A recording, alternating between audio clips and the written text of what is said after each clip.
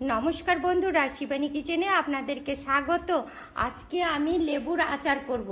এই লেবুর আচার করার জন্য আমি এই দেখুন লেবুগুলোকে ফালি ফালি করে কেটে নিয়েছি, আর নিয়েছি কাঁচা লঙ্কা চিড়ে নিয়েছি, আর আদা নিয়েছি, আর নিয়েছি এই দেখুন লেবুর রস।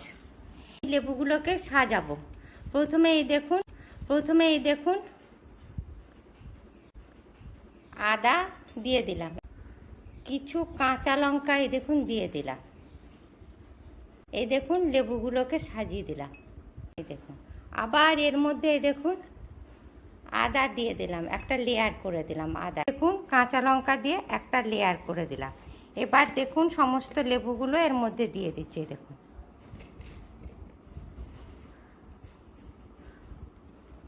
দিয়ে দিলাম। এবার আবার এই দেখুন আদা দিলাম, আর এই কাঁচা লঙ্কা দিলাম প্রথমে।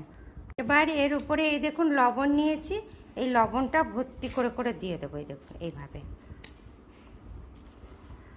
এই দেখুন লেবুর রসটা করে রেখেছি, এবার এই লেবুর রসটা এর মধ্যে ঢেলে দিচ্ছি, এই দেখুন।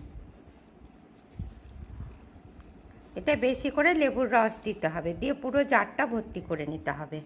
এই দেখুন বন্ধুরা, কি দারুণ আমার আচারটা হয়ে গেছে। এটা গ্যাস, অম্বল, এই ঠান্ডা লাগা সব কিছুতেই আপনারা খেতে পারবেন লেবুর আচার।